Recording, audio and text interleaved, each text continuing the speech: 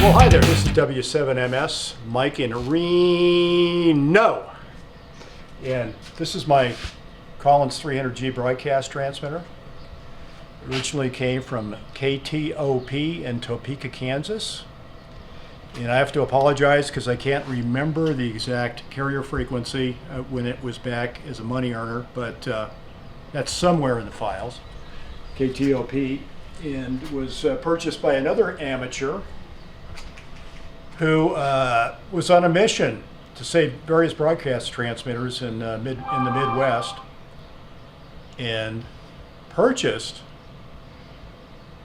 this 300G along with several other transmitters. And in the meantime, this 300G changed hands, and that's another story. But currently on 160 meters, runs a beautiful set of the famous, what are these tubes? 805s? Whatever. What are they? 810s. 810s. Running. On 812s. Running a set of the world famous 810s. 2 in the PA, 2 in the mod section.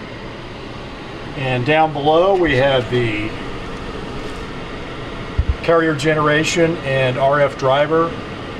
And of course the AF section over here with the famous 6B4Gs. And then those boys are what? The rectifier? 3B28s. Yeah, originally would have been mercury vapor. Mercury vapors. I bet that lit up real pretty. That's right. And these do actually glow in an extreme dark room as opposed to urban legend. They do make a little bit.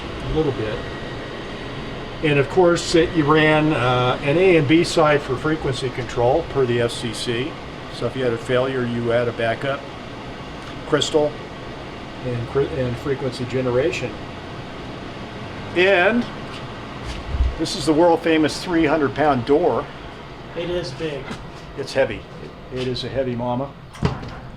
And people have commented because I backlit the meters myself. Oh, well, there you go. Normally from the factory they were not backlit. Yep, that's picking it up. So what?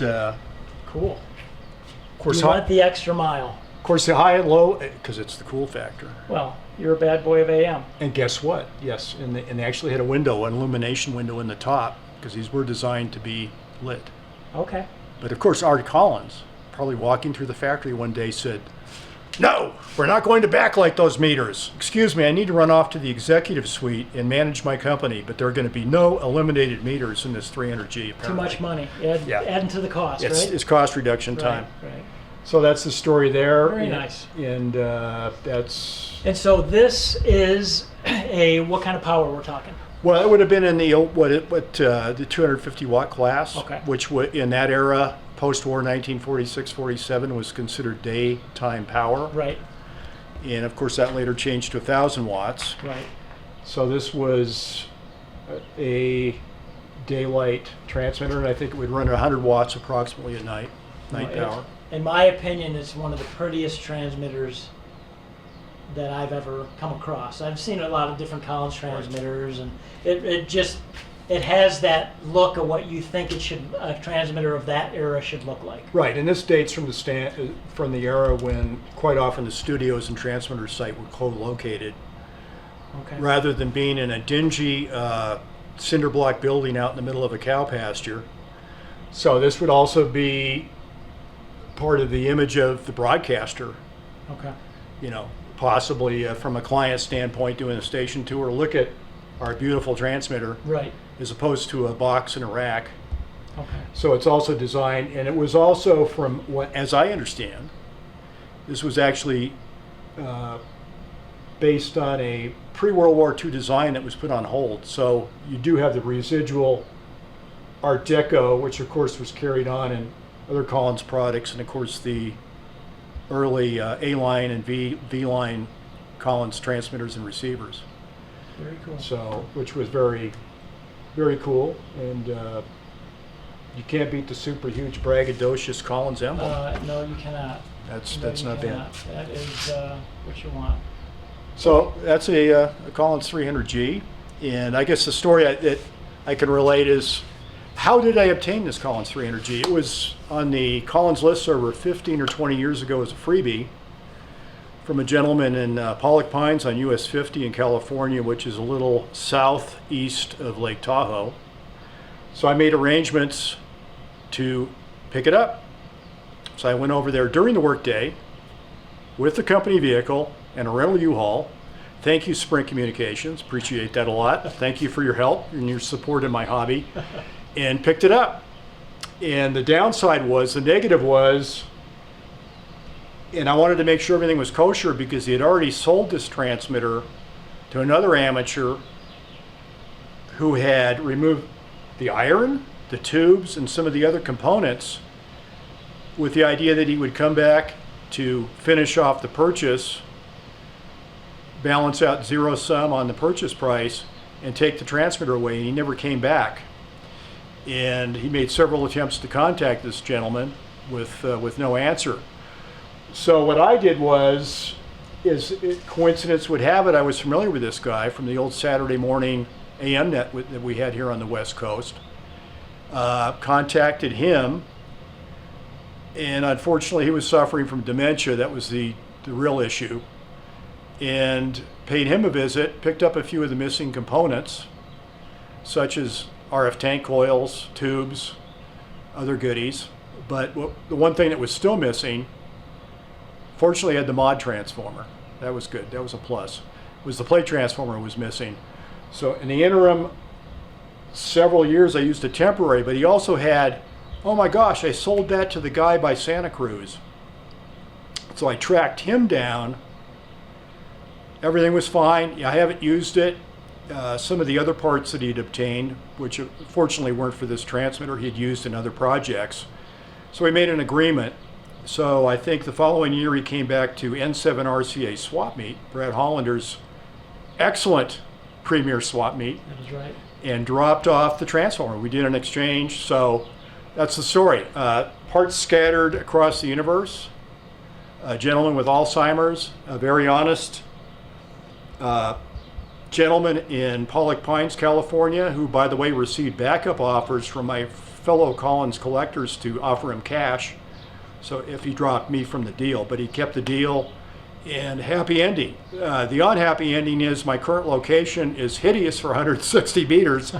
So the 300G lives in the garage as a display unit currently. Sometime in the future, maybe converted to 75, but 160 just isn't going to cut it here with all the noise situation. Hello there. This is my Collins 30K1 and the 310B exciter, which is sitting above the 75A1 receiver, both serial number 1. So yes, I am being braggadocious. In my apologies, but it was a nice rescue. This was purchased by our local eBay dealer in Sparks that many of you may be familiar with, and was rescued from a storage situation in Wisconsin from the son of the amateur who possessed this, and it was in extremely poor condition.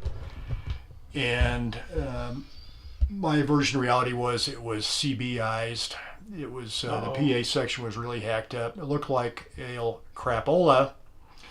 Unfortunately, based on condition, no one was interested in purchasing this device. So I obtained it on an impulse quote from the seller and picked it up in Sparks 2 years ago and did the restoration. And it's a real piece of history and a good save, because I didn't want to see it.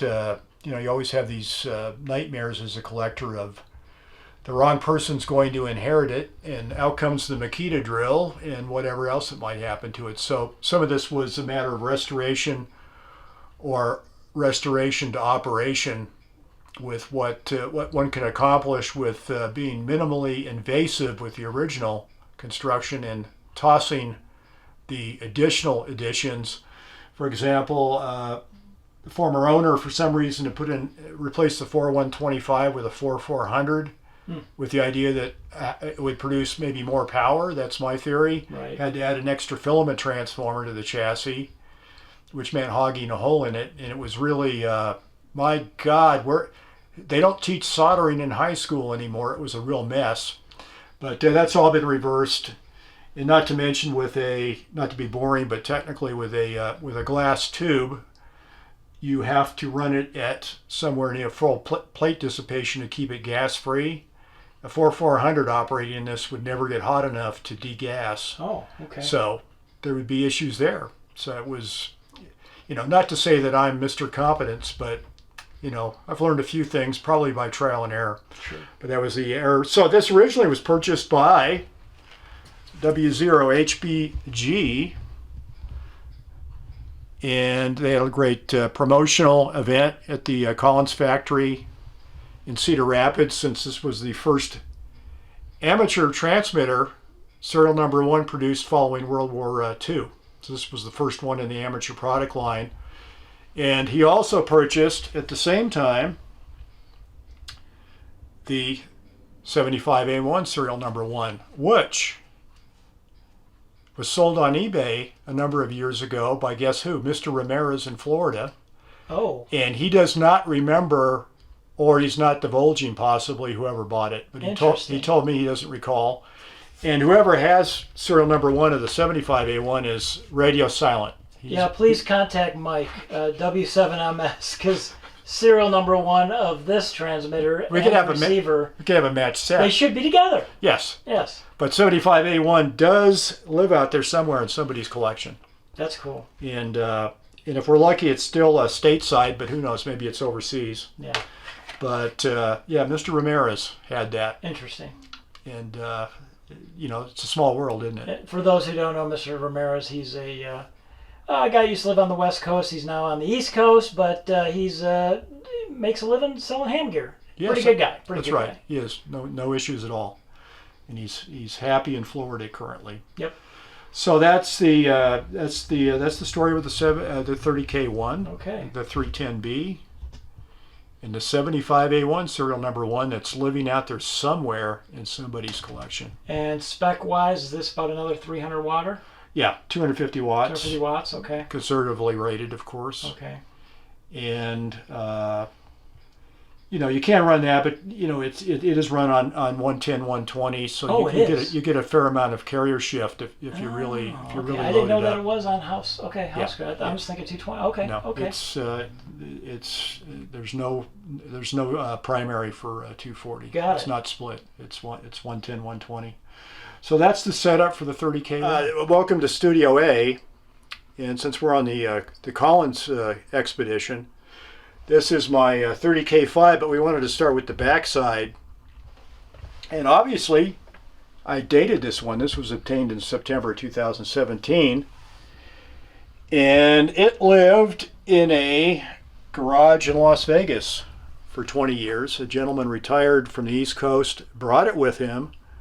It had never been converted or on the air since it was decommissioned from commercial service, which made it interesting because it still had the commercial day-night frequencies in it. It's a 2-channel transmitter. It hadn't been touched. Of course, what had been touched was the plate transformer was missing.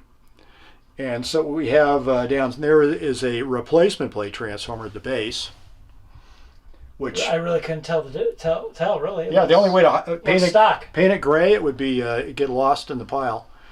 And the story is, and I think I can divulge this from it was resold to me, the original purchaser of the transmitter from Las Vegas, who brought it to Reno. This was locked. Oh. He got a locksmith to open it up. I would have had the patience.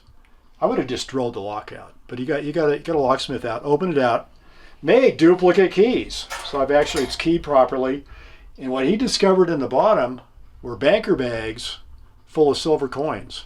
Mm-hmm. And we won't divulge his name, but obviously I got the transmitter, but I didn't get the silver coins, the Morgan dollars, wow, and all the quarters that were in banker bags in the bottom. So it was interesting because Yeah, this thing was heavy, like it had a plate transformer in it. It said it was silver coins. I'm sure that made his day, cashing that in. Yeah, and the back door was locked too, so it was safe. Very good. Just like having it in your safety deposit box. Here we box. are to the front of the 30K5. And here it is. 2 channels, preset, channel 1, channel 2, channel 1, channel 2 on oscillator plate tuning, multiplier plate tuning 1 and 2. And that's driven, of course, with an amateur VFO, the 310C1, courtesy of Collins Radio, so it's not crystal controlled, so I do have some QSY capabilities. That's nice. Which makes it nice and is relatively correct. So that's really about it for the 30K5, but aside from the plate transformer, it's all original. No hamster modifications, no post. So the power output on this is 250? 250 watts, yes. Okay, and that's the same as the other one. Plate modulated 100%. Same as the 30K1. The 30K1 was designed exclusively for the amateur product. The 30K2 through 30K5 were commercial 2-channel transmitters. Okay. Very good. Yes. All right, well, thank you, sir. You're welcome, Appreciate I think. that. And we'll catch you guys next time.